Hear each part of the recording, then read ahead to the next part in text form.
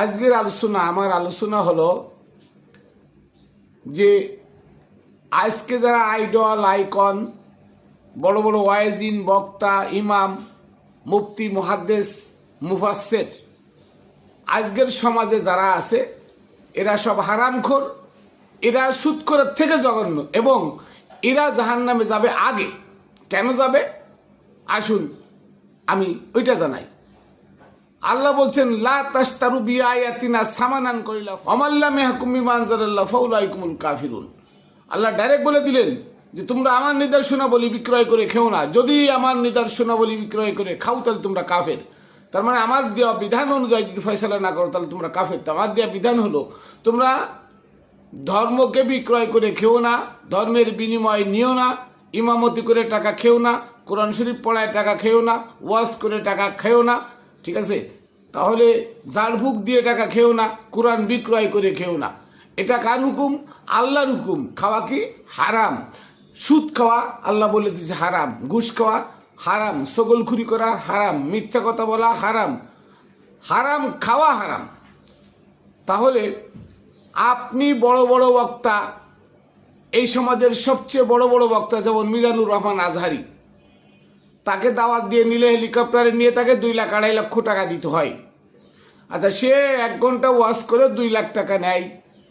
তাহলে আল্লাহ বলেছেন সূরা মায়দার 44 নম্বর আয়াত, ওয়ালা তাশতারু বিআয়াতিনা সামানান কলিলা, আমার নিদর্শনাবলীকে বিক্রয় করে খেও না।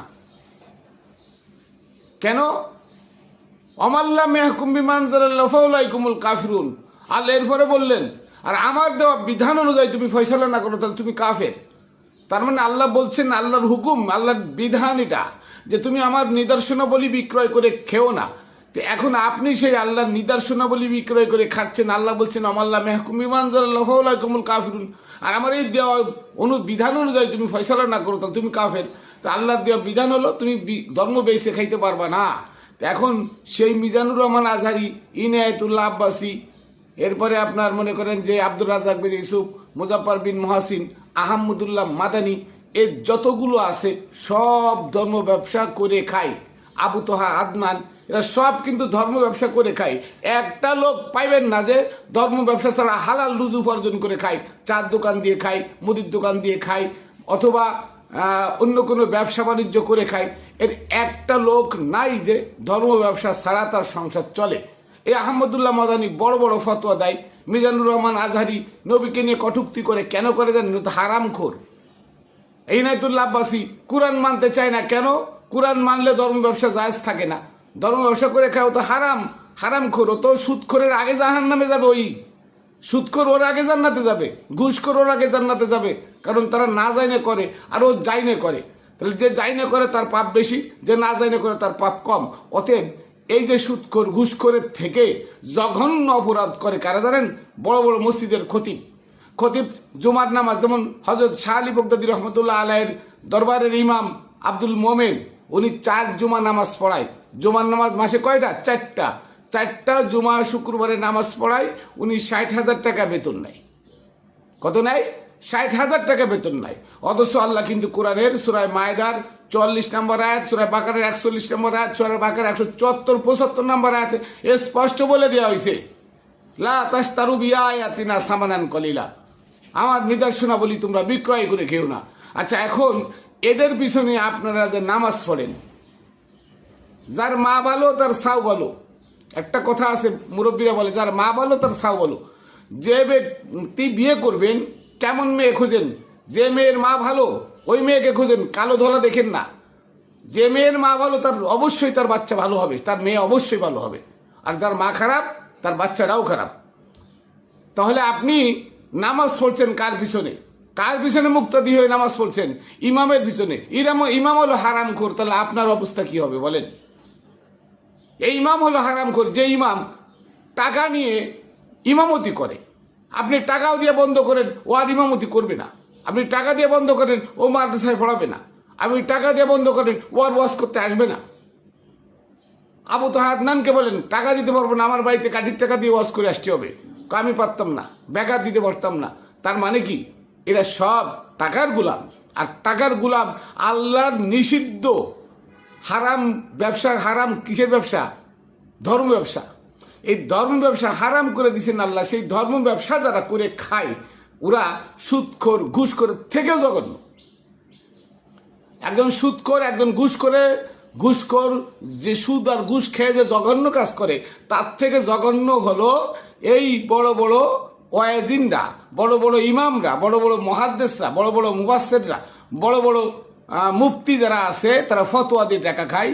এই সমস্ত মুহাদ্দিস, মুফতি, মুফাসসির এবং বড় বড় মাওলানা টাইটেল টুটেল লাগায় কত কিছু, হেলিকপ্টার হুজুর হেলিকপ্টারে গিয়ে ওয়াজ করে, এগুলো সব হারামখোর। আল্লাহর প্রত্যেকটা নিষিদ্ধ জিনিস তারা করে, জেনে শুনে করে। আপনারা কোরআন জানেন না, কোরআন মানেন না, সুদ আপনারা খান, কিন্তু সুদ খাওয়া জায়েজ, সুদ খাওয়াও জায়েজ। কেন জানেন? সূরা নিসার 159 নম্বর আয়াত পড়ে দেখেন, ওখানে লেখা আছে যে আতিউল্লাহ ওয়া আতিউর রাসূল ওয়া উলিল আমরি মিনকুম। এই উলিল আমর হচ্ছে দুইজন, একজন হলো রসুল, তার প্রতিনিধি সেট করে যায়, সে একজন উলিল আমর। আর একজন উলিল আমর হলো যে দেশে আপনি বাস করেন ওই দেশের রাজা, ওই দেশের আইন। এখন আমরা বাস করি বাংলাদেশে, বাংলাদেশে সুদভিত্তিক মুনাফা চলে, সুদভিত্তিক প্রত্যেকটা সেক্টরের সুদ। ব্যাংক চলে সুদ, ব্যাংক, বিমা, ইন্স্যুরেন্স যা আছে যেখানে যাবেন সব সুদভিত্তিক কার্যকলাপ চলে। আপনি কি এই সুদ বন্ধ করতে পেরেছেন? পারেন নাই। ইমাম হয়ে সরকারের বিরুদ্ধে কথা বলেন যে সুদি কারবার, ব্যাংকে টাকা রাখা যাবে না, ব্যাংক অমুক করা যাবে না, কিন্তু আপনি তো সুদ খাওয়া হারাম, কিন্তু ইমামও তো বলেন না ইমামতি করে টাকা খাওয়া হারাম, ওয়াজ করে টাকা খাওয়া হারাম, মাদ্রাসায় এলেম শিক্ষা দিয়ে টাকা খাওয়া হারাম, মাদ্রাসা মসজিদের নামে দান ধ্যান নিয়ে নিজের পকেটে পড়া হারাম, এই কথা তো বলেন না। তাহলে আল্লাহর বিধান যে দেশে বাস করবেন সে দেশের আইন মানা। সে দেশের আইনে, রাষ্ট্রীয় আইনে যদি সুদ খাওয়া জায়েজ থাকে, রাষ্ট্রীয় আইন যদি সুদ খাওয়া জায়েজ থাকে, আপনাকেও সুদি কারবারের সাথে জড়িত থাকা ফরজ। কেন? এদেশের আইন, এদেশের বিধান যদি থাকতো সুদি কারবার চলবে না, সুদ বন্ধ করো, তাহলে সুদের বিরুদ্ধে কথা বললে সেটা রাইট হতো। কিন্তু দেশের আইনই তলে সুসুদ। হ্যাঁ, আপনি জেনে শুনে সুদ খাওয়ার দরকার নাই, কিন্তু আপনি যদি গভর্নমেন্টের কাছ থেকে টাকা নেন তাহলে আপনাকে চক্রবৃদ্ধিহারে সুদ দিয়ে ফেরত দিতে হবে। ইমাম সাহেবও যদি ব্যাংকের থেকে কোনো কারণবশত টাকা নেন, তাকেও চক্রবৃদ্ধিহারে সুদ ফেরত দিতে হবে, যেহেতু দেশের আইনে, দেশের বিধান। ইমাম সাহেব যদি বলে আমি ব্যাংকের টাকা দিতে পারবো না, তাকে ঠিকই জেল খাটতে হবে এবং ওই সুদের টাকা তাকে দিতে হবে। তাহলে দেশের আইন সুদ ভিত্তিক মুনাফা। অতএব যে দেশের আইন সুদ খাওয়া জায়েজ, গভর্নমেন্টের আইন, সে দেশে আপনারও সুদ খাওয়া গুনাহ নয়। কিন্তু আল্লাহর বিধান ধর্ম বেচে খাওয়া হারাম, আল্লাহর বিধান ওয়াজ করে টাকা নিয়ে খাওয়া হারাম, আল্লাহর বিধান মাদ্রাসায় এলমে দিন শিক্ষা দিয়ে টাকা নিয়ে খাওয়া হারাম, আল্লাহর বিধান বসে বসে খাওয়া হারাম। সূরা জুমার 9 নম্বর আয়াতে পড়ে দেখবেন, ফাইজা কুজিয়াতিস সালাহ ফান্তাশিরু ফিল আরদ ওয়াবতাগু মিন ফাদলিল্লাহ।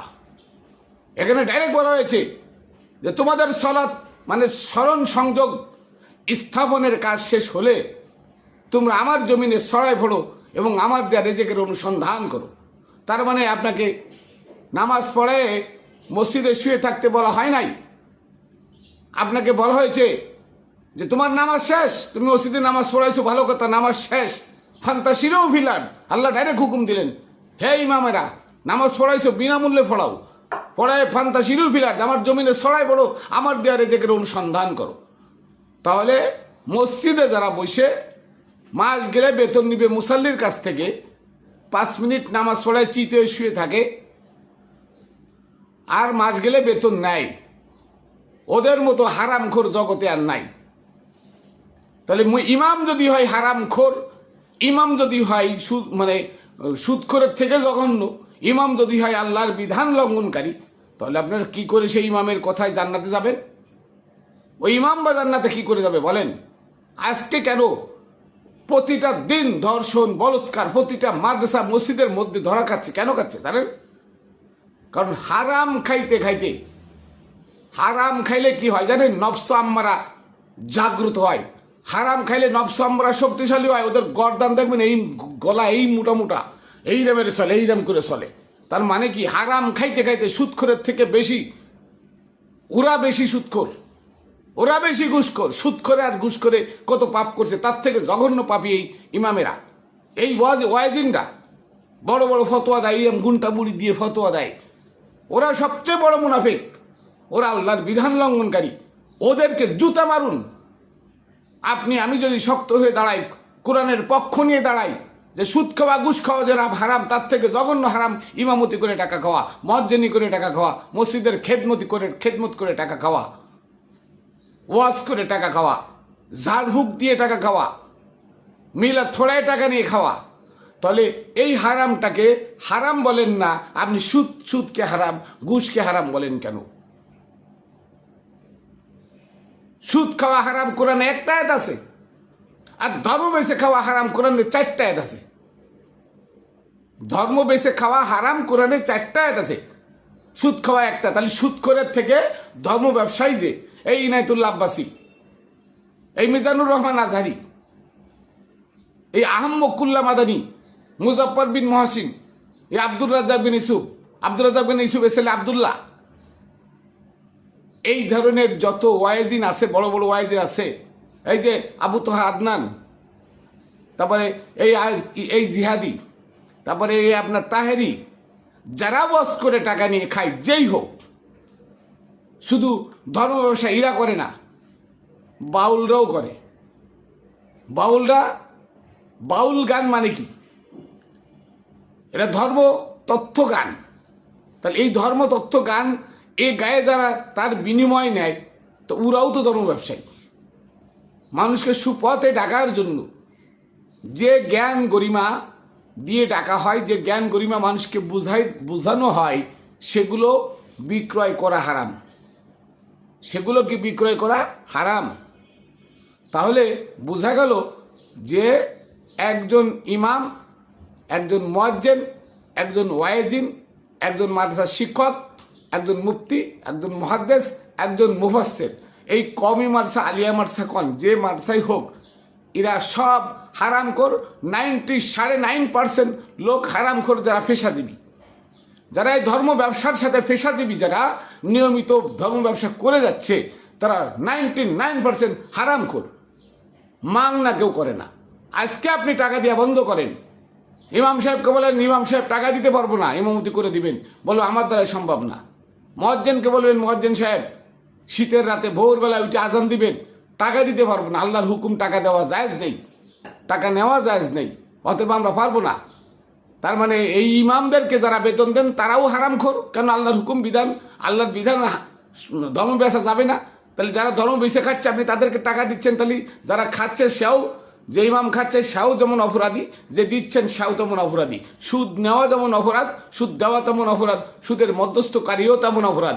ঠিক এমন মসজিদের ইমামতিতে ইমামকে নিয়ে যিনি নিয়োগ দিতেছেন, নিয়োগদাতাও সুদখোর, হারামখোর, ইমামও হারামখোর, আর মুক্তাদিরা যারা মিলে ইমামকে টাকা দিয়ে, মাস গেলে টাকা দিয়ে রাখতেছেন, তারাও হারামখোর। অতএব এই হারামখোরের সাথে মিশে এই সমাজের 99% লোক বিপথগামী, আল্লাহর হুকুম অমান্যকারী।